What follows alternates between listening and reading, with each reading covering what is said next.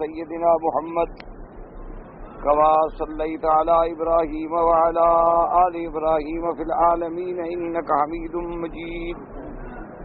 قال الله تبارك وتعالى في كلامه المجيد: أعوذ بالله من الشيطان الرجيم. بسم الله الرحمن الرحيم.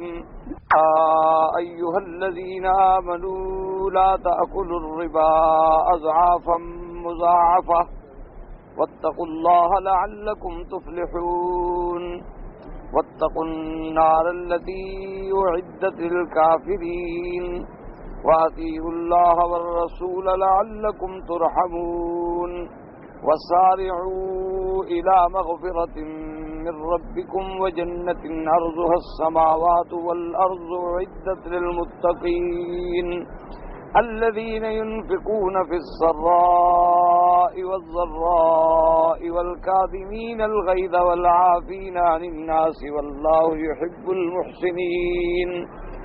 والذين إذا فعلوا فاحشة أو ظلموا أنفسهم ذكروا الله فاستغفروا لذنوبهم ومن يغفر الذنوب إلا الله ولم يصروا على ما فعلوا وهم يعلمون. أولئك جزاؤهم مغفرة من ربهم وجنات تجري من تحتها الأنهار خالدين فيها ونعم أجر العاملين.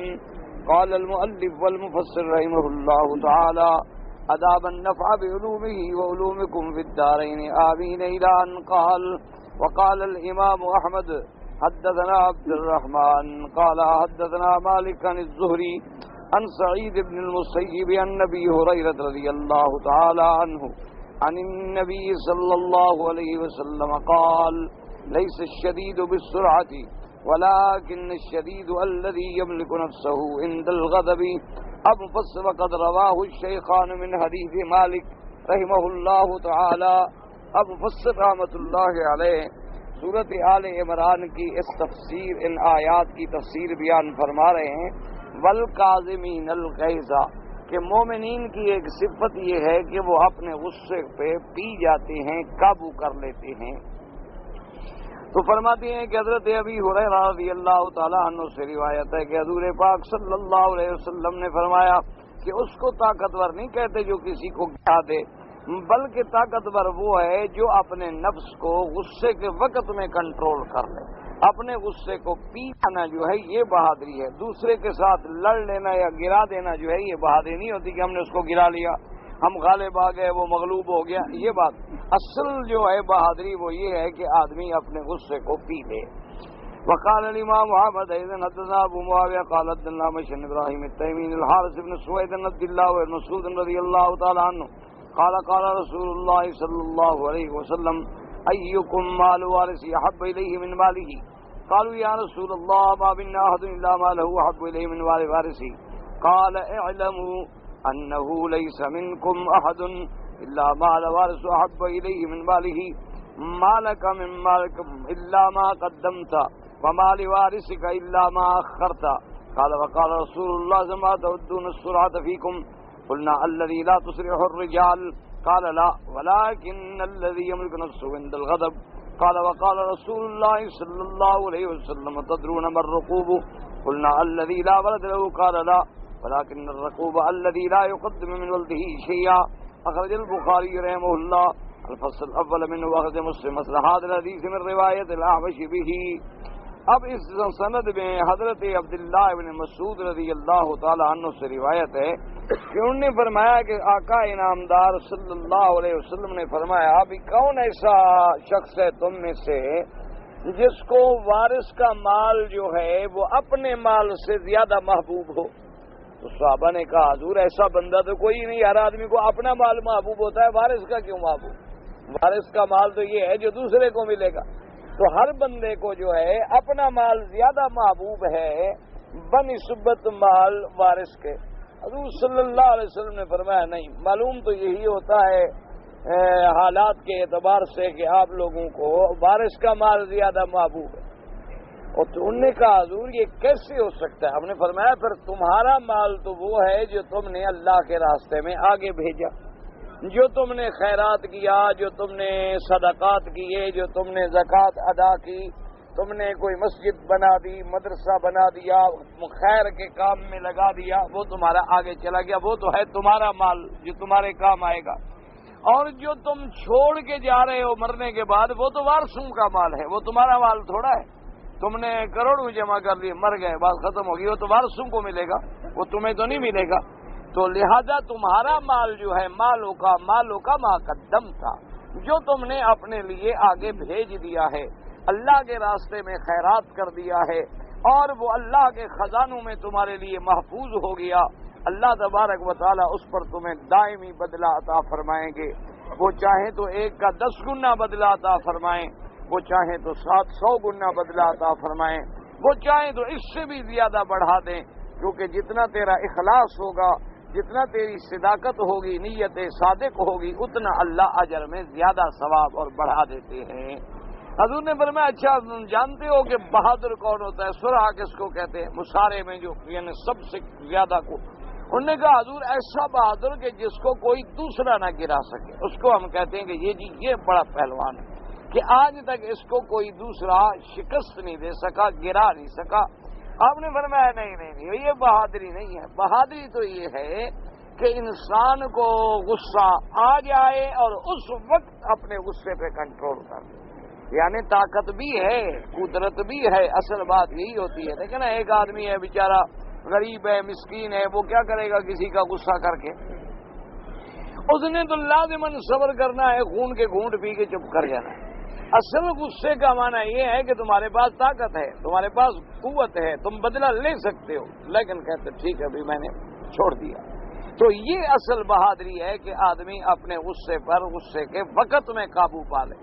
اچھا بعد میں جب وقت گزر جائے تو آہستہ آہستہ خود ہی غصہ ختم ہو جاتا ہے۔ اصل مطلب یہ ہوتا ہے کہ عین ٹائم میں، اس وقت میں غصے پہ قابو پانا، یہ بات جو ہے بڑی ضروری ہے۔ تو اس کو کہتے ہیں بہادر۔ حضور نے فرمایا اچھا جانتے ہو کہ رکوب کسے کہتے ہیں؟ انہوں نے کہا حضور ہمارے یہاں تو رکوب اس کو کہتے ہیں کہ جس کی کوئی اولاد نہ ہو۔ اندر میں نہ یہ رکوب نہیں ہوتا، اصل رکوب وہ ہے کہ جس کی کوئی اولاد آگے نہیں گئی۔ کیا مانا کہ بندہ ہے، بچہ ہو گیا، فوت ہو گیا، اس نے صبر کیا، ضبط کیا، اللہ پاک اس کے لیے قیامت میں وہ چھوٹے بچے جو ہیں والدین کی شفاعت کا ذریعہ بن جاتے، والدین کی بخشش کا ذریعہ بن جاتے۔ اصل بات تو یہی ہے نا کہ اگر مومن ایمان والا سمجھے تو حضور صلی اللہ علیہ وسلم نے فرمایا کہ مومن کبھی گھاٹے میں نہیں ہوتا، کیونکہ مومن کو اگر کوئی نعمت ملے تو وہ اللہ کا شکر ادا کرتا ہے اور اللہ اور زیادہ بڑھا دیتے ہیں، اور اگر مومن پر کوئی دکھ آئے، رنج آئے، تکلیف آئے تو وہ صبر کرتا ہے، اللہ اس کو صبر کا بدلہ عطا فرما دیتے ہیں۔ تو مومن تو ہر حال میں جو ہے وہ کامیاب اور فائز المرام ہوتا ہے۔ اب دیکھیں نا کہ جس بندے کا بچہ فوت ہو گیا اور اس نے صبر کیا، کتنا بڑا بدلہ ہے کہ قیامت میں اس کی شفاعت کا ذریعہ بن جائے۔ اس سے بڑا بدلہ اور کیا ہو سکتا ہے کہ قیامت میں اللہ تبارک و تعالیٰ اس کے لیے عذاب سے نجات کا اور چھٹکارے کا ذریعہ بنا دیں، تو یہ سب سے بڑی نعمت ہے اور سب سے بڑا انعام ہے۔ تو اس لیے حضور پاک صلی اللہ علیہ وسلم نے فرمایا کہ رکوب جو ہے اس کو کہتے ہیں۔ حدیث آخر قال الامام احمد حدثنا محمد بن جعفر قال حدثنا شعبة سمعت عروة بن عبد الله الجعفي يحدث النبي اسوته ابن ابي حصين عن رجل شهد النبي صلى الله عليه وسلم يخطب فقال أتدرون ما الركوب؟ قلنا الذي لا ولد له. قال الركوب قل الركوب الذي له ولد فمات ولم يقدم منهم شيئا. قال أتدرون من الصعلوق؟ قالوا الذي ليس له مال. فقال النبي صلى الله عليه وسلم الصعلوق كل الصعلوق الذي له مال فمات ولم يقدم منه شيئا. قال ثم قال النبي صلى الله عليه وسلم والسرعة. قالوا والسري الذي لا تسعه الرجال. فقال السرعة كل السرعة الذي يغضب فيسد غضبه ويحمر وجهه ويكشر شعره فيسلو غضبه. اب مفسر رحمۃ اللہ علیہ فرماتی ہیں کہ اس حدیث میں عبداللہ جو بھی روایت کرتے ہیں ابی حسبہ سے یا ابن ابی یسین سے کہ ان رجل شہد النبی صلی اللہ علیہ وسلم یخطب، ایک آدمی جو حضور صلی اللہ علیہ وسلم کی خدمت میں حاضر ہوا، حضور صلی اللہ علیہ وسلم جب خطبہ دے رہے تھے، فقال تدرون ما الرکوب، حضور نے فرمایا جانتے ہو کہ رکوب کس کو کہتے ہیں؟ قلنا الذی لا ولد له، ہم نے کہا حضور رکوب اس کو کہتے ہیں کہ جس کی کوئی اولاد نہ ہو۔ قال الرکوب کل الرکوب الذی له ولد فمات ولم يقدم منهم شیئا، آپ نے فرمایا کہ نہیں، رکوب اس کو کہتے ہیں کہ جس آدمی کی اولاد تو تھی لیکن خود مر گیا، اس سے پہلے کوئی اولاد اس کی نہیں گئی، یعنی اس سے پہلے تاکہ اس کی بخشش کا ذریعہ بنتی، لیکن وہ جو ہے اصل میں اس کو رکوب کہتے ہیں۔ حضور پاک صلی اللہ علیہ وسلم نے فرمایا جانتے ہو کہ سعلوک کس کو کہتے ہیں؟ صحابہ نے کہا حضور سعلوک اس کو کہتے ہیں الذی لا مال له، جس کا مال کوئی نہ ہو۔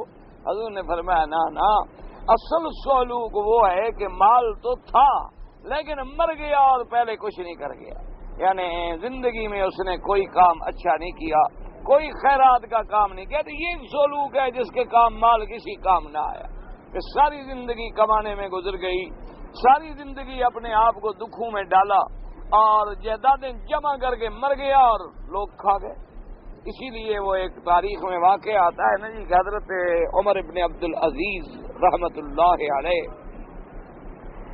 جو تابعین میں سے ہیں اور اتنا بڑا آدمی ہے کہ جس کو تاریخ نے ثانی عمر کا لقب دیا ہے، یعنی یہ ایسا بندہ تھا کہ حضرت عمر کا اگر کوئی دوسرا عمر آیا تو عمر ابن عبد العزیز آیا۔ تو حضرت عمر ابن عبد العزیز کے بارے میں تاریخ میں آتا ہے، ویسے تو بہت بڑے صاحب جائیداد تھے، ان کی بے انتہا جائیدادیں تھیں، لیکن جب آپ امیر المومنین بنے، مسلمانوں کے بادشاہ بنے، تو سب خیرات کر دی کہ بھی اب میں عام لوگوں کے برابر ہونا چاہتا ہوں۔ ان کے ایک دوست تھے، وہ آئے اور حضرت عمر بن عبد العزیز بیمار تھے، یہ وہ بیماری ہے جس میں ان کی وفات ہو گئی۔ تو انہوں نے وہاں کے مشورہ کیا، انہوں نے کہا کہ حضرت آپ نے تو الحمدللہ فقر میں اور اپنے دین میں اللہ کی رضا میں اپنا وقت گزار لیا ہے، لیکن آپ کی اولاد بھی تو ہے، تو اگر مہربانی کر کے آپ امیر المومنین کو جو اصل بادشاہ خلیفۃ المسلمین ہیں انہیں لکھ دیں، تو کوئی ایسی بات نہیں کہ وہ آپ کی اولاد کے لیے کوئی جاگیر، کوئی مکان، کوئی چیز دے دیں تاکہ آپ کے بعد اولاد جو ہے وہ آسانی میں رہے۔ تو حضرت عمر بن عبد العزیز نے بڑی بات کی، لیکن یہ ان کا مقام ہے، یہ آپ کا ہمارا مقام نہیں ہے، تو مقامات کی باتیں ہیں، مرتبے کی باتیں ہیں، بہرحال ہر چیز میں اللہ نے فرق رکھا ہے۔ انہوں نے فرمایا کہ میرے دوست تمہاری بڑی مہربانی کہ تم نے میری اولاد کا فکر کیا اور مجھے اچھا مشورہ دیا، لیکن ایک بات سنو کہ میری اولاد جو ہے لازمی بات ہے یا وہ صالح بنیں گے یا طالح بنیں گے، یعنی یا اچھے بنیں گے یا برے بنیں گے۔ اگر میری اولاد بن گئی اچھی، صالحین میں آ گئی، تو اللہ نے قرآن میں فرمایا ہے کہ ان ولی اللہ الذی نزل الکتاب وہو یتولی الصالحین، کہ صالحین کا متولی اور ناصر اور سب کچھ میں ہوں۔ تو اگر میری اولاد صالح ہے تو ان کا متولی اللہ خود ہے، پھر میں کیا چھوڑوں؟ اور اگر میری اولاد ہے طالحین میں یعنی برے لوگوں میں ہے، تو پھر میں میراث میں جگہ جائیداد پیسہ چھوڑ جاؤں اور وہ گناہ کریں اور قیامت میں میں پکڑا جاؤں کہ ساری جائیداد کما کے تم نے اسی لیے چھوڑی تھی کہ یہ شرابیں پئیں اور جوئے کھیلیں اور برائیاں کریں، تو ان کے گناہوں میں بھی میں کیوں شریک بنوں؟ تو لہذا بس میں جس حال پہ ہوں میں اسی حال پہ راضی ہوں۔ اس لیے ہمیشہ یاد رکھیں کہ جائیداد یا دولت یا پیسہ، آج کل تو خیر لوگوں کا ایمان بھی پیسہ بن گیا ہے اور عزت کی نشانی بھی پیسہ بن گیا ہے، یہ ہماری بڑی غلط بات ہے۔ اصل بات یہ ہے کہ عزت نام ہے تقوی کا، کہ جو آدمی جتنا متقی ہوگا اتنی اللہ کے ہاں وہ عزت والا۔ اور اپنی اولاد کے لیے جائیدادیں چھوڑنے کے بجائے کوشش کرو کہ جب بچہ چھوٹا ہو نا 2 سال 3 سال کا، اسی وقت سے اس کی تربیت کی طرف توجہ دو۔ ہم سمجھتے ہیں یار بڑا ہو جائے گا سمجھا دیں گے، پھر بڑا ہو کے نہیں سمجھتا بچہ۔ جب اس کی عمر 3 سال ہے اب وہ ہر بات کو نوٹ کرتا ہے، اگر وہ ماں باپ کو گندا کام کرتے دیکھے گا تو اس کے دماغ میں بیٹھنا شروع ہو جائے گا، ماں باپ کو لڑائی میں دیکھے گا، دماغ میں بیٹھ جائے۔ ماں باپ کو فلم پہ بیٹھا ہوا دیکھے گا، اس کے بھی دماغ میں بیٹھ جائے، اسی وقت سے اس کی تربیت کرے گی۔ اس کے سامنے کوئی برائی نہ آئے، تم نماز پڑھو تو سامنے ہو، قرآن پڑھے ہو تو سامنے ہو، پھر ذرا انگلی پکڑ کے چلنے لگے تو ہر نیکی میں اس کو ساتھ لے جاؤ اور برائیوں سے بچاؤ، اس کی اصلاح کر دو، بچہ صالح بن جائے، وہ زیادہ تمہارا احسان ہے۔ اس کے لیے 10 مربع زمین چھوڑ جاؤ، کیوں ایک نالائق بیٹا 10 مربع زمین 10 مہینے میں بیچ دے گا؟ ایسے ہم نے اپنی آنکھوں سے دیکھے ہیں بڑے بڑے زمینداروں کے بیٹے کہ جن کے والدین ایسی ایسی زمینیں چھوڑ کے گئے جو سونا اگلنے والی زمینیں تھیں، اولاد نے 6 مہینے، سال، 2 سال، 3 سال میں اڑا دی، ختم ہو گئی۔ اس لیے اولاد کی تربیت جو ہے وہ زیادہ ضروری ہے اور اہم ہے۔ اور دوسرا، اگر اللہ نے تمہیں مال دیا ہے تو اپنے لیے کچھ زندگی میں کر جاؤ۔ اولاد سے توقع نہ رکھو کہ تمہارے بعد کوئی کچھ کرے گا، پتہ نہیں کرے نہ کرے۔ آج جب تم ایک آدمی کی مثل مشہور ہے نا جی کہ وہ حضرت شیخ سعدی رحمۃ اللہ علیہ نے شاید کہیں لکھا ہے کہ ایک بندہ آیا اور کہنے لگا کہ حضرت یہ بات جو میں نے آپ کو بتائی ہے یہ میرا بڑا دلی راز ہے، میں نے آپ کے سامنے اس کو کھولا ہے، آپ کسی کے آگے نہ کھولیں۔ تو وہ ہنس پڑے، انہوں نے کہا عجیب بات ہے، جب تم اپنا راز نہیں رکھ سکے ہو تو مجھ سے کیوں امید کرتے ہو بے وقوف آدمی؟ بھائی تمہارا راز ہے، تمہارے ساتھ تعلق رکھتا ہے، بڑا اہم بات ہے، لیکن تم اپنے راز کو راز نہیں رکھ سکے، پردہ نہیں دے سکے، مجھے آ کے بتلا دیا، تو جب تم نے راز کھول دیا تو مجھ سے کیوں امید کرتے ہو کہ میں آگے پہرا دیتا رہوں گا؟ تو میں بھی کھول دوں گا۔ اس لیے جب تم نے اپنی دولت میں، اپنی زندگی میں اپنے لیے کچھ نہیں کیا تو یہ کیا امید ہے کہ تمہاری اولاد تمہارے لیے کرے گی؟ اس لیے ہمیشہ یاد رکھیں، اللہ اگر توفیق دے، اللہ پاک ہمت عطا فرمائے تو اپنی زندگی میں کسی مسجد میں حصہ ڈال دیں، کسی مدرسے میں ڈال دیں، کسی خیر کے کاموں میں حصہ ڈال دیں، اور بنیادی کاموں میں پیسہ ضائع نہ کریں، ایسی جگہ لگائیں کہ جو سال ہا سال تک تیرے لیے ثواب کا ذریعہ بن جائے، کہ جب تک وہ مسجد قائم رہے گی، جب تک وہ مدرسہ قائم رہے گا، جب تک وہ سرائے قائم رہے گی، جب تک وہ ہسپتالیں قائم رہیں گی، جب تک وہ پانی کے ذرائع قائم رہیں گے، تیرا ثواب جاری رہے گا، صدقہ جاریہ تیرے پلے میں لکھا جائے گا۔ تو اس لیے اپنی زندگی میں کچھ کر لیں۔ حضور نے فرمایا سلوک وہی ہوتا ہے کہ سب مال ہے لیکن مر گیا اپنے لیے کچھ نہیں کر گیا۔ اور آپ نے فرمایا یہ بھی جانتے ہو کہ سرعہ کس کو کہتے ہیں؟ صحابہ نے کہا حضور وہی کہ جس کو کوئی گرا نہ سکے۔ آپ نے فرمایا کہ سرعہ جو ہے وہ یہ ہے کہ یغضب، غصہ آیا، شدید غصہ آیا، چہرہ سرخ ہو گیا، بال کھڑے ہو گئے، اس کے بعد اسرع غضب، غضب نے اس کو گرا لیا، مغلوب ہو گیا اور وہ لڑ پڑا، تو لہذا مغلوب ہو گیا۔ اگر غصہ پی گیا تو اب غالب آ گیا، کیونکہ غصے میں اگر مغلوب ہو گیا تو پھر بہادر کیا ہوا؟ بہادر تو وہ ہوتا نا جو اپنے غصے کو پی جاتا، صبر کر جاتا اور دوسرے کو کہتا ٹھیک ہے بھی آپ نے مجھے کہا جاؤ بھائی کوئی بات نہیں، السلام علیکم ورحمۃ اللہ وبرکاتہ۔ تو اس لیے اب دیکھا نہیں آپ نے کہ اللہ کے نبی، انبیاء، رسل لوگوں کے سامنے آئے اور انہوں نے کہا کہ ہم اللہ کے نبی ہیں۔ قالوا ما انتم الا بشر مثلنا وما انزل الرحمن من شيء ان انتم الا تکذبون۔ لوگوں نے کہا کہ نہیں کیا ہے، تم تو ہمارے جیسے انسان ہو، تم تھوڑے نبی ہو، تم تھوڑے رسول ہو، کچھ نہیں اللہ نے تم پر اتارا، جھوٹ بولتے ہو۔ اب دیکھو نبی کو سامنے یہ بات کہی جا رہی ہے۔ آج ایک مولوی صاحب کے استقبال میں تھوڑی سی کمی کر لیں، مجال ہے آئندہ تمہیں سلام بھی کریں۔ ایک مولوی کے احترام میں ذرا کمی ہو جائے نا جی، اللہ معاف کرے، توبہ توبہ، سمجھیں کہ بس قیامت آنے والی ہے۔ اور کفر سے کم کا فتویٰ تو وہ نہیں لگائے گا نا انشاءاللہ، کہے گا بالکل بڑے بے ایمان لوگ ہیں، اس نے ہمارا احترام ہی نہیں کیا۔ یعنی بے ایمان تو معمولی لفظ ہے نا ان کے نزدیک، لیکن دیکھیں اللہ کے نبی ہیں، قوم سامنے کہتی ہے کہ ما انتم الا بشر مثلنا، تم تو ہم جیسے انسان ہو، وما انزل الرحمن من شیء، تم پر رحمان نے کچھ نہیں اتارا، ان انتم الا تکذبون، نہیں ہو تم مگر جھوٹ بولنے والو۔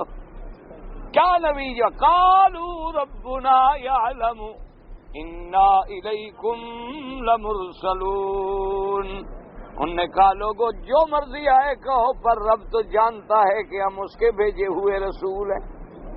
وما علینا الا البلاغ المبین، اور ہم پر نہیں ہے صرف پہنچا دینا، ہم نے اللہ کی دین کی دعوت تم کو پہنچا دی، آگے تمہاری مرضی ہے۔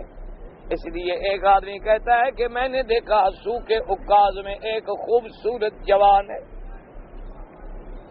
عظیم جوان ہے، ایسا جمال کہتا ہے میں نے نہیں دیکھا، کہ چہرے پہ نور ہے، چہرہ مبارک منور ہے، اور حیران ہوا اس کا جمال دیکھ۔ آگے جا رہا ہے اور اس کے پیچھے ایک بوڑھا آدمی ہے جو پتھر مار رہا ہے۔ میں نے لوگوں سے پوچھا کہ یہ کون ہے، انہوں نے کہا محمد الرسول اللہ، انہوں نے کہا یہ محمد مصطفیٰ ہیں۔ یہ کون ہے، انہوں نے کہا ان کا چچا ہے جو پتھر مار رہا ہے۔ اللہ کے نبی آگے جا رہے ہیں اور چاچا پتھر برسا رہا ہے، اور اللہ کے نبی نے مڑ کے بھی نہیں دیکھا کہ کون ہے مار رہے ہیں، وہ اپنا کام کرے، ہم اپنا کام کریں۔ اس لیے اصل بہادری وہی ہوتی ہے، اصل بات تو وہی ہوتی ہے کہ اتنے بڑے جلال کے بعد، اتنے بڑی قوتوں کے بعد، یعنی دیکھیں موسیٰ علیہ السلام کھڑے ہیں اور فرعون کہتا ہے کہ ہاں تم تو جادوگر ہو، سامنے اللہ کے نبی کو کہہ رہا ہے کہ تم جادو، کالا ولو جئتک بآیۃ، حضرت موسیٰ علیہ السلام اللہ کے رسول ہیں، اگر چاہتے تو بد دعا کرتے، ہلاک ہو جاتا، اسی وقت برباد ہو جاتا، لیکن فرمایا کہ فرعون تم مجھے جادوگر کہتے ہو، میں اللہ کا نبی ہوں، اچھا میں اپنی کوئی نشانی تمہیں دکھلاؤں، پھر مانو گے کہ نہیں مانو گے؟ یہ کچھ نہیں، کوئی غصہ نہیں، برداشت، اپنا کام جو ہے اسی پہ کھڑے۔ اسی طرح ہمیشہ یاد رکھیں، وجہ یہی ہے کہ آج لوگوں کے دل میں اصلاح کیوں نہیں ہوتی،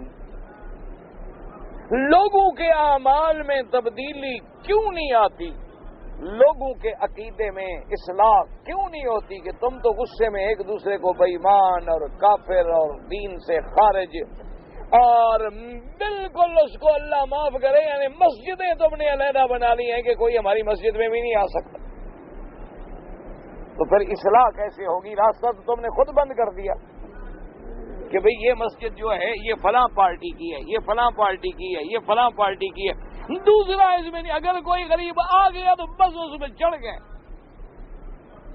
کیسے ہو؟ ادھر دعوے ہیں ہمارے کہ ہم عاشق رسول پاک ہیں، ادھر دعوے ہیں ہمارے کہ ہم حضور کی حدیث پہ مر مٹنے والے لوگ ہیں، ادھر نبی کا تو عمل یہ ہے کہ کافرون کو جب آیا وفد، صحابہ نے پوچھا کہ حضور ان کو کہاں ٹھہرائیں؟ فرمایا میری مسجد میں ٹھہراؤ۔ حضور یہ کافر ہیں؟ فرمایا ہاں میں بھی جانتا ہوں کافر ہیں، لیکن ان کو مسجد نبوی میں ٹھہراؤ، شاید یہ ہماری عبادت کو دیکھیں، نماز دیکھیں، قرآن سنیں، اللہ ان کے دلوں کو بدل دے۔ اللہ قادر ہے، نبی جان کر اس پاک مسجد میں جو پاک نبی نے آپ خود بنائی ہے، وہاں کافروں کا ڈیرا رکھتے ہیں کہ رات دن اسی میں رہو،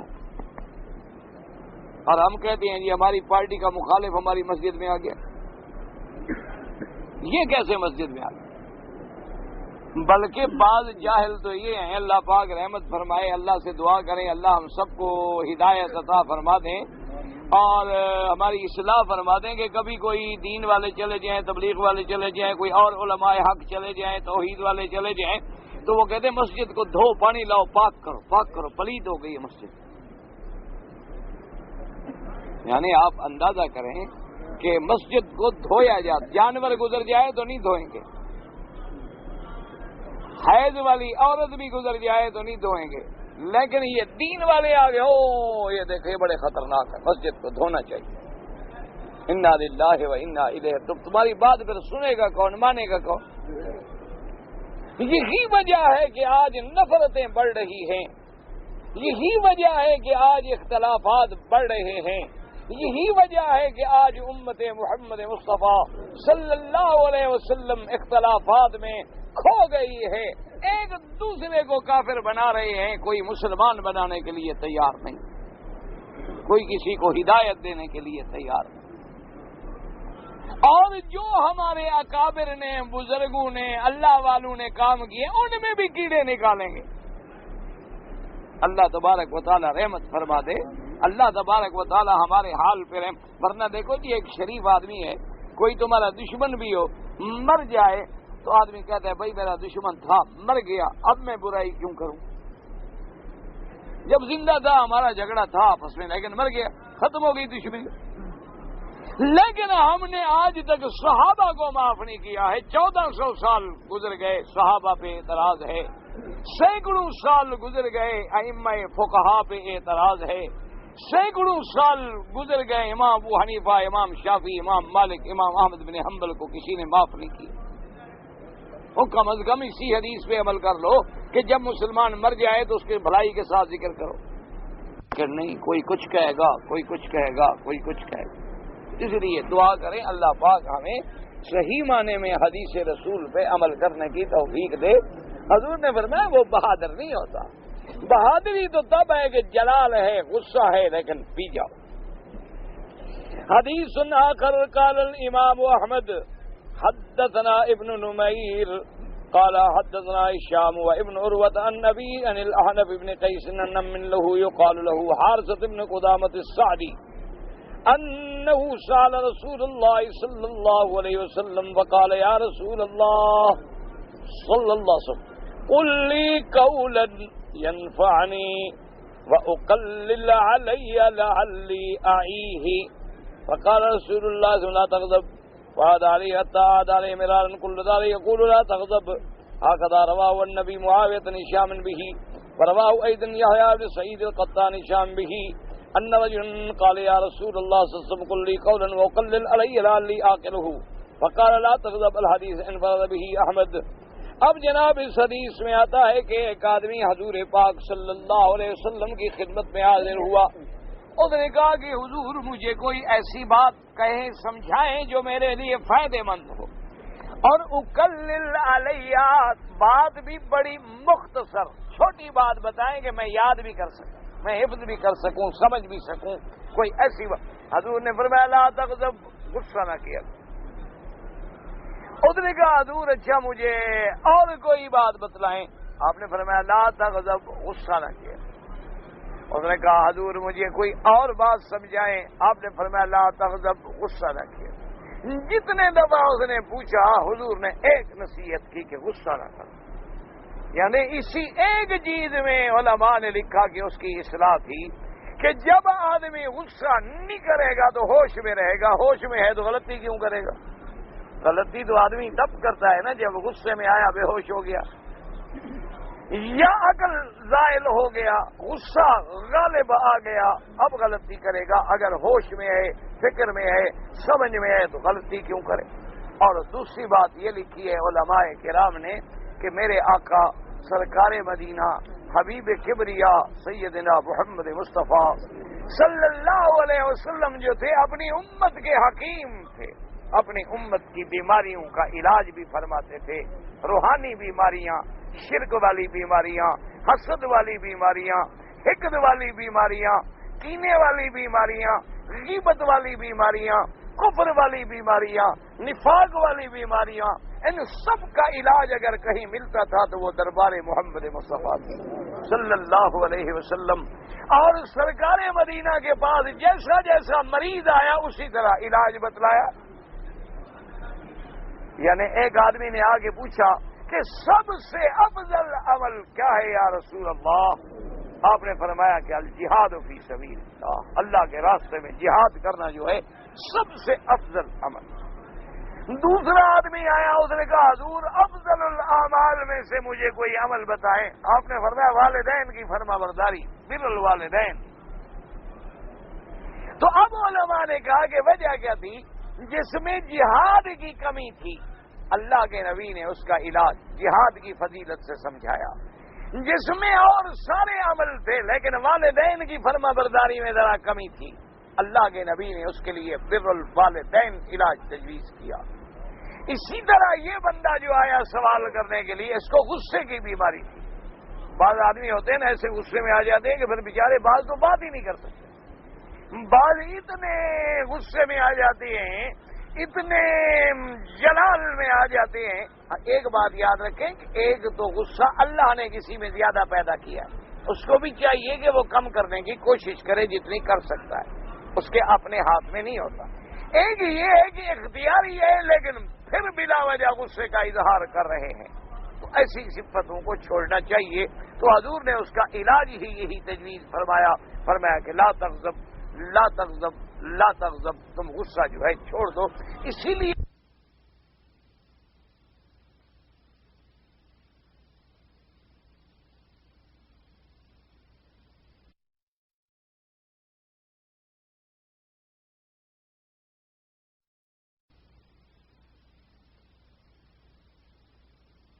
سمجھ میں مشکل بن جاتی ہیں۔ جیسے ایک آدمی حضور کی خدمت میں حاضر ہوا، اس نے کہا کہ یا رسول اللہ صلی اللہ علیہ وسلم، روزے کے عالم میں مثلا خامد کو بھی روزہ ہے، بیوی کو بھی روزہ ہے، دونوں روزے دار ہیں، دونوں روزے کی حالت میں اکٹھے دن میں بستر پہ اکٹھے لیٹ سکتے ہیں، سو سکتے ہیں، ایک دوسرے کو ہاتھ لگا سکتے ہیں، چھو سکتے ہیں؟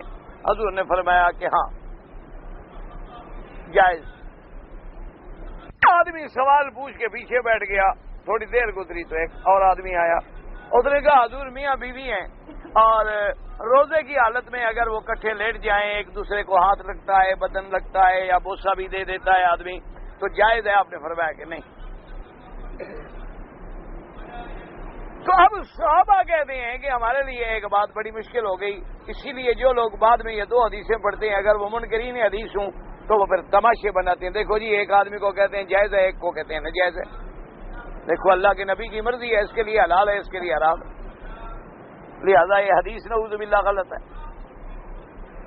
حالانکہ وجہ کیا ہے؟ صحابہ نے کیوں نہیں یہ اعتراض کیا کہ ان کے تو سامنے بات تھی، وہ تو دیکھ رہے تھے، وہ کیوں اعتراض کریں؟ وہ تو مسئلہ سمجھ رہے تھے۔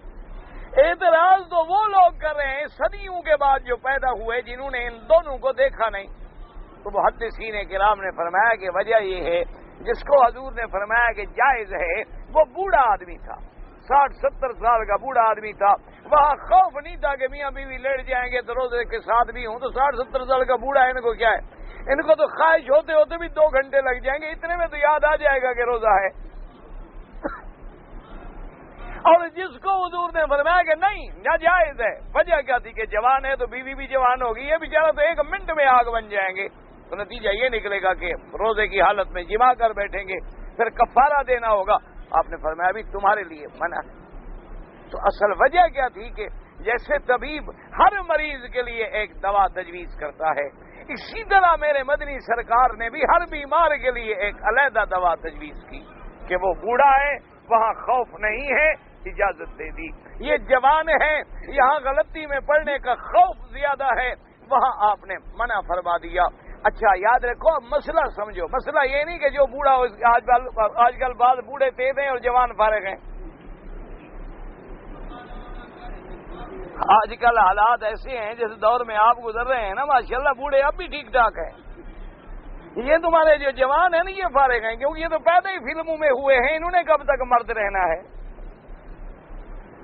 یہ تو 5 سال سے فلم دیکھنا شروع کر دیتے ہیں، 10 سال میں بوڑھے ہو جاتے ہیں، فارغ ہو جاتے ہیں۔ تو دیکھیں نا جی، گاڑی جتنی چلائیں گے اتنی خرچ ہوگی نا، اصولی بات ہے نا۔ ایک آدمی کی گاڑی ہے، ٹائر ہے، چل رہا ہے، اسے چلایا 1000 کلومیٹر، ایک نے چلایا 10,000 کلومیٹر، تو اتنی ٹائر گھسے گا نا۔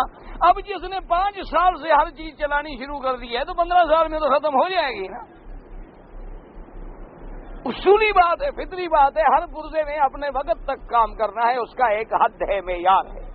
بوڑھے اس لیے ٹھیک ہیں کہ ان کے دور میں ذرا یہ فتنے نہیں تھے، وہ 40-50 سال اچھا گزار چکے ہیں اور ان کا فاؤنڈیشن جو تھا وہ مضبوط ہے، لہذا وہ اس لیے آج کوئی بوڑھا کہے کہ مجھے بھی اجازت ہے، نہیں، بالکل نہیں۔ اصل دیکھنا یہ ہوگا کہ اگر اس کو خوف ہے تو اجازت نہیں ہے، اگر ایک جوان ہے لیکن دونوں فارغ ہیں، اللہ کا فضل ہے، جوان آدمی ہے لیکن 2 مہینے خواہش ہی نہیں ہوتی بیوی کی، تو وہ لیٹ سکتا ہے، کوئی حرج نہیں۔ صرف جوانی کو کیا کرے گا؟ اصل تو قوت ہی نہیں ہے اس کو. اصل بات مسئلہ ہمیں کیا سمجھ آیا کہ اگر خوف ہے جماع کا تو نہ لیٹے، اگر خوف نہیں ہے تو لیٹ جائے. باقی جو اللہ والوں کے شان ہیں ان کا کون مقابلہ کر سکتا ہے؟ اللہ اپنے نبیوں کو 100 مرد کی طاقت دیتے ہیں، ایک پیغمبر کو 100 مرد کی طاقت عطا فرماتے ہیں، لیکن اس کے باوجود کنٹرول یہ ہے کہ نفس غلام ہے، تابع ہے. سوال ہی پیدا نہیں ہو سکتا کہ ادھر ادھر ہو جائے. یعنی بی بی فرماتی ہے کہ حضور روزے رکھنے شروع کرتے، نفلی معلوم ہوتا تھا کہ ہم افطار ہی نہیں کریں. حضور تہجد پڑھنی شروع کرتے، معلوم ہوتا تھا اب سوئیں گے نہیں. کہ بس اپنا بدن، اپنا نفس جو ہے قابو ہے، تابع ہے، کبھی اس سے غلطی ہو ہی نہیں سکتی کیونکہ معصوم ہے. اللہ کے نبی پاک ہیں، ان کا کون مقابلہ کر سکتا ہے؟ یا اسی طرح پھر صحابہ ہیں، وہ محفوظ ہیں، اللہ کے اولیاء ہیں، ان کا درجہ ہے، تو ان لوگوں کا آپ یا ہم کیا مقابلہ کر سکتے ہیں؟ ہمیں تو بس یہ دیکھنا چاہیے کہ بھئی اگر خوف ہے فتنے کا تو دور رہیں، اگر خوف نہیں ہے تو پھر کوئی حرج نہیں. حدیث آخر قال احمد حدثنا عبد الرزاق قال انبانا معمر الزهري عن حميد بن عبد الرحمن عن رجل من اصحاب النبي صلى الله عليه وسلم قال رجل يا رسول الله اوصني قال لا تغضب قال رجل فكرت حين قال النبي ما قال بدل الغضب يجمع الشر كله انفرد به احمد. اب اس حدیث سے مبارک میں آتا ہے ایک آدمی حضور کے صحابہ میں سے حضور کی خدمت میں حاضر ہوئے. انہوں نے کہا کہ یا رسول اللہ مجھے آپ کوئی نصیحت فرمائیں، وصیت فرمائیں. آپ نے فرمایا کہ لا تغضب، غصہ نہ کیا کرو. قال الرجل ففكرت حين قال النبي صلی اللہ علیہ وسلم. وہ صحابی فرماتے ہیں کہ میں نے بیٹھ کے غور کیا کہ حضور نے جو مجھے نصیحت کی ہے، فرمایا کہ لا تغضب. اب مجھے سمجھ آیا کہ ساری برائی جو ہے وہ اسی غصے سے پیدا ہوتی ہے کہ جب آدمی کو غصہ آئے گا عقل و خرد کام نہیں کریں گے، پھر غصے میں جو مرضی آئے کرے. آپ نے دیکھا نہیں کئی لوگ آ جاتے ہیں جی مجھے غصہ آ گیا تھا میں نے بیوی کو طلاق دیا، مجھے غصہ آ گیا تو میں نے اس کو قتل کر دیا، مجھے غصہ آ گیا تو بس میں نے اس کو گالی دی، اس نے مجھے گالی دی، بس ایک دوسرے کو مارا تو دونوں مر گئے. اصل بنیاد تو پھر ہر شر کی غصہ ہے نا. تو جب آدمی غصے پہ قابو پا لے، اپنے عقل ٹھکانے رکھے، تو اللہ تبارک و تعالیٰ اسے کئی برائیوں سے بچا لیتے ہیں.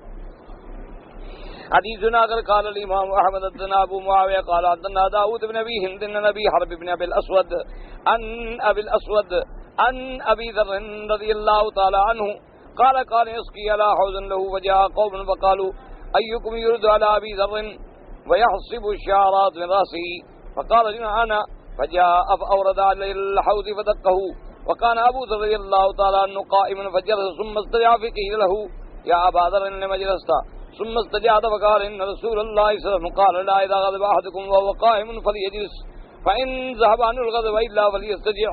ورواه ابو داود ان احمد بن حنبل باسناد الا انه وقع في روايته النبي حرب النبي ذر والصحيح بن ابي حرب النبي ذر كما رواه عبد الله بن احمد النبي. حضرت ابی ذر رضی اللہ تعالی عنہ ابی الاسود سے روایت ہے کہ آپ نے حوض پہ کھڑے تھے. حوض جس میں پہلے دور میں اب بھی ہیں چھوٹے چھوٹے حوض بنا لیتے تھے تو کنویں کا پانی حوض میں آتا تھا. حوض بھر گیا تو آگے چھوٹی چھوٹی نالیاں ہوتی تھیں جو پھر کھجوروں کو باغ کو لگا دیتے تھے، پانی چلتا رہتا تھا. تو حضرت ابی ذر رضی اللہ تعالیٰ عنہ بھی یہی کام کر رہے تھے اور ایک جماعت جو تھی وہاں آئی. ان لوگوں میں سے آپس میں کسی نے کہا کہ بھائی بات سنو، کوئی آدمی ہم میں سے ایسا ہے کہ حضرت ابو ذر کو ایسی بات کہے کہ ان کے بال بھی غصے میں کھڑے ہو جائیں. اور پھر دیکھتے ہیں کہ یہ حضور کے صحابی کیا کرتے ہیں. اچھا، اور حضرت ابی ذر جو تھے نا رضی اللہ تعالی عنہ، ویسے بھی ماشاءاللہ یہ زہاد صحابہ میں ہیں، بہت بڑے زاہد تھے. ان کی زندگی کا یہ عالم تھا کہ انہوں نے کبھی ایک وقت کا کھانا نہیں رکھا. کیا معنی؟ مثلا کہ انتظام کریں کہ بھی کل کی روٹی رکھ دو، نہ، جو آ گیا کھلا دے. بھی کل کیا ہوگا؟ انہوں نے کہا جو اللہ چاہے. کبھی کپڑوں کے دوسرا جوڑا بھی نہیں بناتے تھے. کہتے بس وہ کپڑا باندھ کے بیٹھ گیا، اسی کو دھو لیا، اسی کو گلے میں ڈال دیا. کہتے دوسرا کیوں بنائے، دوسرے کو دے دو. یعنی اتنی زائد صحابی تھے. حضور پاک صلی اللہ علیہ وسلم نے ایک دفعہ ایسی آپ کی زبان مبارک سے دعا نکلی. آپ غزوے میں تشریف لے جا رہے تھے جہاد پر، حضرت ابی ذر پیچھے رہ گئے.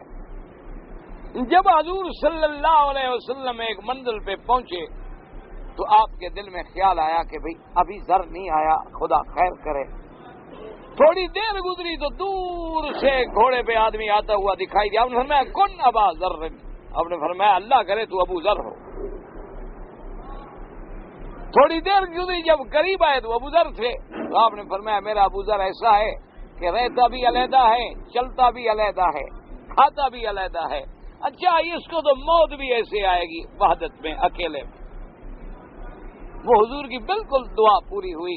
حضرت ابی ذر، حضرت عثمان کا زمانہ تھا، امیر المومنین سیدنا عثمان ابن عفان رضی اللہ تعالیٰ عنہ کا. تو انہوں نے ہاتھ باندھے، انہوں نے کہا حضرت مہربانی کرو، آپ جو فتوے دیتے ہیں نا، آپ کے فتوے ہیں بڑے سخت کہ رات کی روٹی بھی نہ رکھو، بچوں کا خرچہ بھی نہ رکھو، کپڑا بھی نہ رکھو. مہربانی کرو حضرت، شریعت میں کچھ چیزیں جائز بھی ہیں، آپ کا مقام اب ہر آدمی تو حاصل نہیں کر سکتا، تو آپ مہربانی کر کے مدینے سے باہر کہیں قیام رکھیں. مدینے میں رہتے ہیں تو آپ ناراض ہو جاتے ہیں لوگوں سے.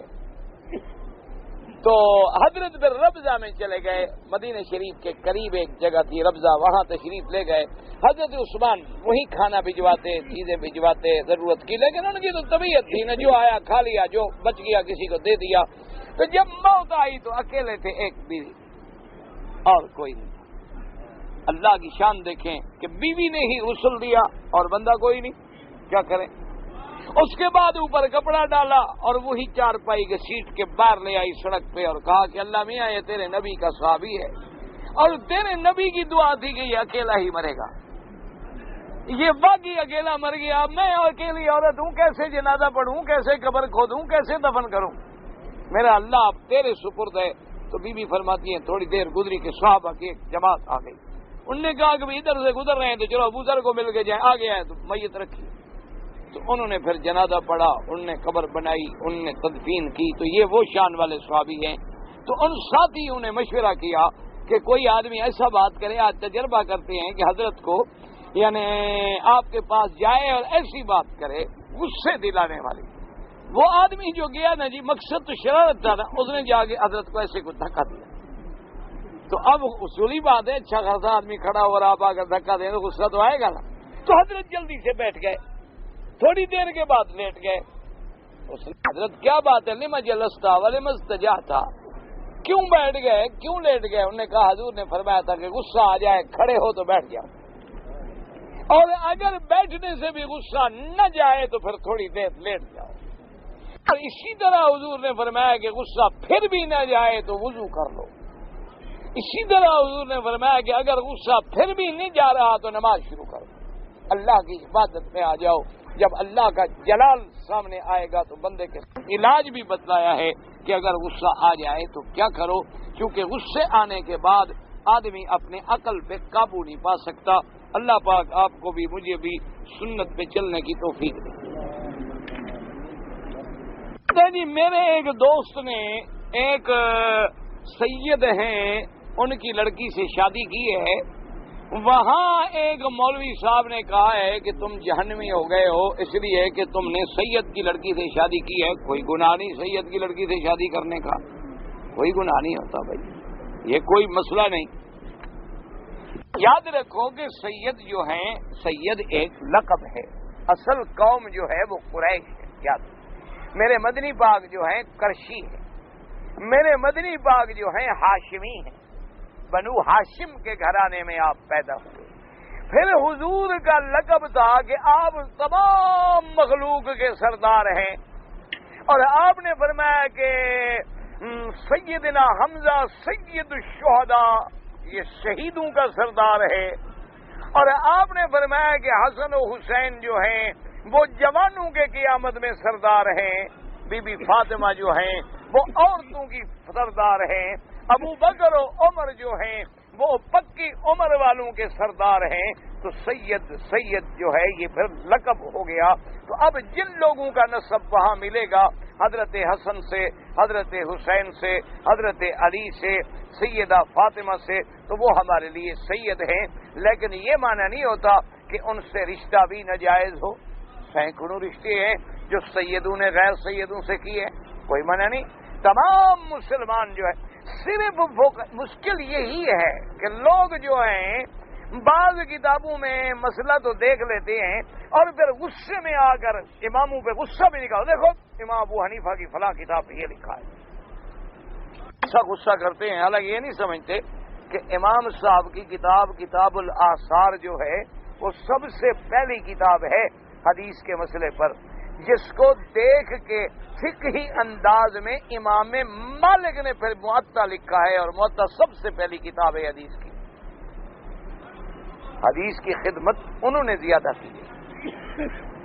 اچھا، ان بعض حنفی علماء نے یہ لکھا ہے کتابوں میں کہ سید غیر سید سے شادی نہ کرے، کیوں کہ حدیث میں آتا ہے کفو، کہ بھی جب رشتہ کرو تو دونوں برابر، یعنی دونوں خاندان میں برابر ہوں، پیشے میں برابر ہوں، علم میں برابر ہوں۔ اب ایک لڑکی ہو ایم اے اور خامد ہو جاہل، تو یہ بھی شریعت اجازت نہیں دیتی، کیوں رشتہ نہیں نبھے گا۔ اچھا، اسی طرح جیسے کہ حضور نے اپنے منہ بولے بیٹے حضرت زید کی شادی کر دی بی بی زینب سے، بی بی زینب حضور کی پھوپھی زاد ہیں، اور حضرت زید جو تھے وہ غلام بن گئے۔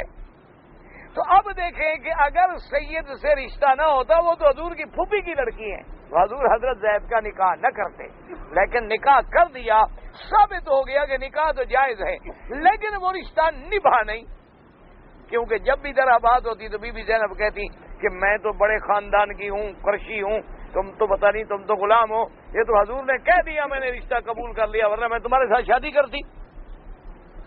تو وہ نتیجہ طلاق پہ آتا۔ اس لیے علماء نے لکھا ہے کہ جب شادی کی جائے کفر، کیا سب سے پہلے تو دیکھو کہ دونوں مسلمان ہوں۔ دوسری بات یہ دیکھنی چاہیے کہ دونوں تقریباً نسب میں بھی، حسب میں بھی، کاروبار میں بھی، معاملات میں بھی برابر ہوں، تاکہ ایک دوسرے پر نقد نہ ہو سکے۔ نہ یہ نہیں کہ رشتہ ناجائز ہے، سید غیر سید سے کرے اور غیر سید کسی اور سے، یا سید جو ہیں آپ نے دیکھا کتنے سید ہیں جنہوں نے غیر قوموں میں شادیاں کی ہوئی ہیں، تو جب ان کا نکاح کسی غیر سے ہو سکتا ہے تو غیر کا نکاح بھی ان کی اولادوں سے ہو سکتا ہے، کوئی جہنمی شانوی نہیں بنتا۔ اللہ تبارک و تعالیٰ معاف کرے۔ یہ میں نے کہا دیکھو مولوی ناراض ہوا تو کہا جہنمی، یعنی جہنم مولوی صاحب کے ہاتھ میں ہے چابی، پتہ نہیں وہاں دروغے لگے ہوئے ہیں، پتہ نہیں کیا لگے ہوئے ہیں، جس کو چاہ جہنم میں بھیج دیا، مرضی آئی تو نکال دیا۔ اللہ کے بندے، خدا کسی کو جہنمی نہ بنائے۔ چلو زیادہ سے زیادہ تم یہ کہتے بھی تم نے غلطی کی ہے، یہ تو نہیں نعوذ باللہ کسی کلمے پڑھنے والے کو جہنمی بھی کہہ دو، اللہ معاف کرے۔ اللہ ہر مسلمان کو جہنم سے بچائے، اللہ کسی کو بھی جہنم نہ لے جائے۔ کافر تھوڑے ہیں جہنم میں جانے کے لیے، ہم کیوں جائیں؟ نہ کافر مر گئے ہیں، کافر کو تھوڑے ہیں، کافر ہیں، شیاطین ہیں، جن اللہ ان سے بھرے گا، ہمیں جنت میں بھیجے گا، جہنم ہمارے لیے تھوڑی ہے۔ وہ تو اللہ نے بنائی کافروں کے لیے ہے۔ نبی المختار کا کیا معنی؟ پسندیدہ، جس کو اللہ نے چن لیا۔ یہ مختار تمہارے معنی میں نہیں جیسے تم کسی کو وکالت دے دیتے ہو کہ میرا مختار عام ہے جو کچھ کرے، یہ معنی نہیں ہے۔ معنی یہ ہے اللہ نے جس کو اختیار فرمایا نبوت و رسالت کے لیے چن لیا۔ لفظ عربی کا ہوتا ہے، ترجمے تم اپنے کرتے ہو، اب اس کا کیا کریں کہ محمد رسول اللہ علیہ، اب اس کا کیا علاج ہے بھائی؟ کہیں زبر آئے گی، کہیں زیر آئے گی، وہ تو سیاق سواق دیکھنا پڑے گا۔ محمد الرسول اللہ، اسی طرح ان محمد الرسول اللہ، تو وہ تو آگے پیچھے سیاق سواق کا کلام ہے۔ تو اس لیے یاد رکھیں النبی المختار معنی الذی اختارہ اللہ لنبوتہ و رسالتہ، جس کو اللہ نے چن لیا نبوت و رسالت کے لیے۔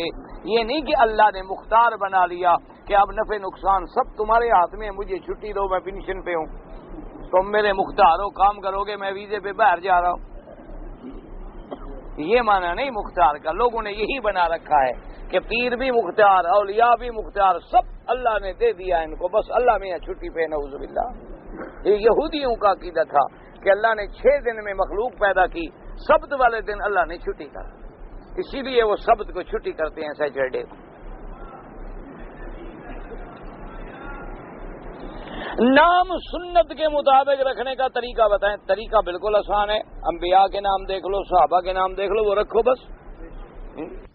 یعنی جیسے محمد ایک نام رکھے، احمد ایک نام رکھے، اسماعیل ایک نام رکھے، ابراہیم ایک نام رکھیں، اسحاق، یعقوب، یوسف، الیاس، ادریس، اور تمہارے پاس لاکھوں صحابہ کے نام ہیں. میت کے وارثوں پر تیسرے دن جو چالیسواں کرتے ہیں، تیسرے دن تو خیر چالیسواں نہیں ہوتا، تیسرے دن کل ہوتے ہیں، پھر 7 جمعہ آتی ہوتی ہیں، پھر 40 دن گزرے تو 40واں ہونا. یہ ساری خالص بدعت ہے، کرنا بھی ناجائز ہے، کھانا بھی ناجائز. یہ رواج ہے، اس کا شریعت سے کوئی تعلق نہیں. ایک بات یاد رکھ، وجہ یہ ہے مثلا ایک آدمی مر گیا، مرنے کے بعد جائیداد کس کی ہے؟ وارثوں. اب وارث کوئی نابالغ ہے، کوئی بالغ ہے، کوئی بچہ ہے، کوئی عورت ہے. تو اب جو خیرات ہو رہی ہے وہ کس پیسے سے ہو رہی ہے؟ تو جب تک سب کی اجازت نہ ہو پہلے تو تصرف ہی حرام ہے. مال اچھی طرح تقسیم نہیں ہوا، سب کے قبضے میں بھی نہیں گیا، ان کے تملک میں بھی نہیں آیا، تو تصرف کرنا بھی حرام ہے. ایک دوسری بات یہ ہے، حضور نے فرمایا 3 دن تک میت کے گھر میں کھانا پہنچاؤ، کیونکہ وہ غم زدہ لوگ ہیں، ان کو کھانا دو. ہمسایوں کا حق ہے کہ کھانا پکا کے ان کے گھر میں بھیجیں، نہ کہ آپ تشریف لے جائیں گے جی ہمیں کھلاؤ. اور یہ بھی مانے نہیں کہ 3 دن کھانا بھیجتے رہو اور تیسرے دن سارے محلے والے اکٹھے ہو کے آ جاؤ گے اب تم ہمیں کھلاؤ. یہ بالکل حرام ہے، ناجائز ہے، بدعات ہے، کوئی خیرات ہے. اگر تم نے خیرات کرنی ہے سارا سال کرتے رہو، اپنے والدین کے لیے کسی نے منع کیا ہے، لیکن یہ دن مقرر کرنے کے تیسرے دن کل رہے 7ویں رات جمعہ آتے ہیں. اب لوگ کہتے ہیں جی ہے تو ناجائز، پر لوگ کیا کہیں؟ اکثر مسلمان اب یہ بات مانتے ہیں، وہ کہتے ہیں جناب ہے تو بہرحال ناجائز، لیکن جی رواج ہے، کہیں گے باپ مر گیا، اتنا نلائق بیٹا تھا کہ اس نے کل ہی نہیں کیا، اور نلائق بیٹے نے جب قرآن ہی نہیں پڑھا، والد کو بخشا ہی نہیں، مغفرت کی دعا ہی نہیں کی، تو کل کیا کریں گے والد کے لیے؟ یہ سب بدعات ہیں، ان کا اسلام سے کوئی تعلق نہیں. باقی برادری جانے تم جانو. نماز جمعہ کے بعد اور اذان سے پہلے جو درود و سلام پڑھتے ہیں وہ بدعت ہے. اگر یہ دین ہوتا تو سب سے پہلے حضرت بلال پڑھتے. سنت یہ ہے کہ جب اذان ختم ہو جائے تم درود پڑھو علیحدہ علیحدہ، یہ نہیں کہ اکٹھے کھڑے ہو جاؤ. درود پڑھنے کے بعد حضور کے لیے دعا مانگو، اللہم رب هذه الدعوة التامة والصلاة القائمة آت محمد الوسیلہ وبعث مقاما محمودا الذي وعدته انك لا تخلف الميعاد. سنت یہ ہے. اگر قرآن مجید کے کچھ اوراق ہیں جو بہت بوسیدہ ہو گئے، پھٹ گئے، ریزہ ریزہ ہو گئے، ان کو کسی جگہ دفن کر دو تاکہ پاؤں نہ آئے، بے عزتی نہ ہو، بے ادبی نہ ہو. یا کسی چیز میں ڈال کے دریا میں ڈال دیں، کنویں میں ڈال دیں، پانی میں ڈال دیں، کہیں ڈال دیں. اگر کوئی حل نہیں جلا بھی سکتے ہیں، کوئی ایسی بات نہیں، کیونکہ اللہ تو نیت جانتا ہے نا کہ تم قرآن جلا رہے ہو یا احترام کر رہے ہو، کیونکہ اللہ ہماری نیتوں کو جانتے ہیں. قرآن کا جلانا جو ہے کس لیے ہے؟ اس لیے کہ بھی بوسیدہ اوراق ہیں، پاؤں میں نہ آئیں، پھٹ نہ جائیں، ان کی توہین اور بے ادبی نہ ہو. تو بہرحال جو بھی تمہیں آسان لگے اس پہ عمل کر سکتے ہو. یہ تو نہیں پتا بھی آپ نے کیا لکھا ہے کہ ما ولد فی الاسلام مولد اضر علی اہل الاسلام. یہ تو ابھی یقول ایمان ابلیس و ایمان ابی بکر، یہ تمہیں پتہ ہی نہیں کہ ایمان کا معنی کیا ہے، تو تم کیا سمجھو ابو حنیفہ کی تقریر. تمہیں تو اللہ کا فضل ہے ابھی تک یہ بھی نہیں پتا کہ ایمان اور اسلام میں کیا فرق ہے. انا للہ و انا الیہ راجعون. یاد رکھو امام ابو حنیفہ ہوں یا امام شافعی یا امام مالک یا امام احمد بن حنبل یا امام بخاری، ان کے بارے میں جو دل میں بغض رکھے وہ خیر منائے، خاتمہ صحیح نہیں ہوتا. توبہ کرو، استغفار کرو، اللہ سے معافی مانگو، کیونکہ من آزالی ولی فقد آذنتہ بالحرب. حضور کی حدیث ہے، اللہ کا فرمان ہے، نبی کا فرمان ہے کہ جو اللہ کے اولیاء سے دشمنی رکھے وہ اللہ سے دشمنی. اور یہ اللہ کے اولیاء تھے، یہ اولیاء اللہ سے بھی بڑھ کر تھے جنہوں نے خدمت مصطفیٰ. باقی علمی تحقیقیں جو ہیں یہ علماء کا کام ہے، یہ ہر آدمی کا کام نہیں ہے کہ ایمان کی تعریف کیا ہے. صرف اسی پہ دیکھو تو آپ کو انشاء 500 600 صفحے کی علماء نے بحثیں کی ہیں. تو جب اللہ اتنی علم دے گا پھر اعتراض نہیں کرو گے. اور جب جہل ہو اذا خاطبهم الجاہلون قالوا سلاما، ان سے بحث کرنے کی ضرورت ہی نہیں ہوتی. میں نے بینک میں رکھا ہے، بینک جو روپیہ جو سود کا فائدہ ہوا، سودی روپیہ دے کر اپنا پتہ نہیں پیچھا سکتا، اپنا چکری پتری کیا ہے، سودی پیسہ جو ہے وہ اس کا استعمال کرنا جو ہے حرام ہے. لیکن تم بینک والوں سے لے لو اور پھر کسی غریب کو دے دو، ثواب کی نیت نہ کرو، کیونکہ ثواب حلال پہ ہوتا ہے، حرام پہ نہیں ہوتا. اگر تم نے بینک میں چھوڑ دیا اور نہ لیا تو بینک تو اور سود میں لگائے گا، وہ تو اور حرام میں بڑھتا چلا جائے گا. آئندہ سودی کاروبار نہ کرو، لیکن جو بن گیا وہ لے لو اور کسی غریب کو، کسی مسکین کو، کسی سڑک میں، کسی نالی میں، کسی حمام میں لگا دو اور ثواب کی نیت بھی نہ کرو. اگر ہم ہنڈی کے ذریعے پیسے بھیجیں، لیکن یہ بات یہ ہوتا ہے کہ جہاں اسلام ہو، اگر وہاں اسلامی حکومتوں کو نقصان ہو تو نہ بھیجیں. اگر نقصان ہوتا ہو تو نہ بھیجیں، نہ ہو تو پھر بھیج سکتے ہیں. اگر ہمارے پاس معارف القرآن نہ ہو تو ہم تفہیم القرآن پڑھ سکتے ہیں. بہرحال کوئی بھی پڑھیں، کوئی منع نہیں ہے، کتابیں تفسیریں پڑھنا منع نہیں ہے.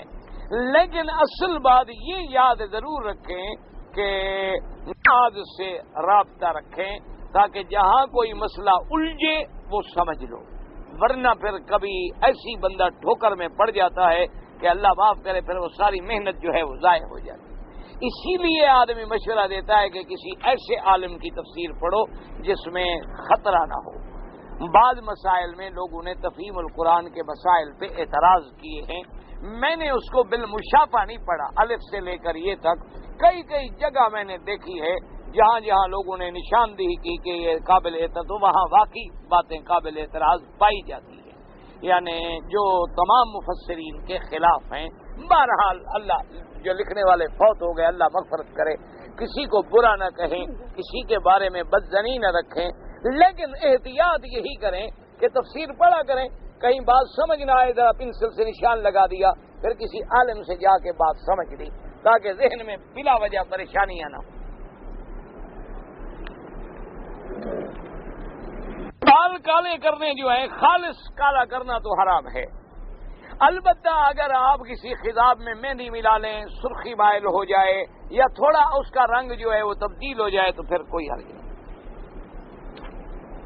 اسوار حرام ہے یا حلال ہے، مکروہ ہے. بعض علماء نے لکھا حرمت تک بھی مکروہ تحریمی ہے. بہرحال منہ کر کے وضو تو نہیں ٹوٹے گا، لیکن کلی کر کے منہ صاف کر کے پھر نماز پڑھیں. ویسے بچنے کی کوشش کریں. اگر ایک آدمی نے کسی عورت سے زنا کیا اور بعد میں اس سے نکاح ہو گیا تو نکاح ہو جائے گا. زنا ہو سکتا تھا، نکاح نہیں ہوگا. یہ اچھی بات ہے، بھی حرام ہو سکتا تھا، حلال نہیں ہوتا. اچھا کیا، توبہ کریں، خدا کے بندے نکاح ہو گیا، پہلے گناہ کی توبہ کریں دونوں، اللہ سے معافی مانگیں، اللہ معاف کرے.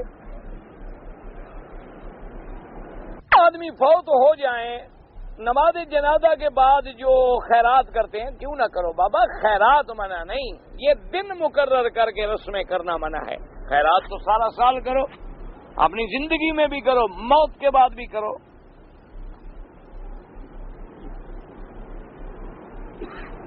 3 رکعت وتر. اللہ اکبر، اللہ اکبر، اللہم صلی علی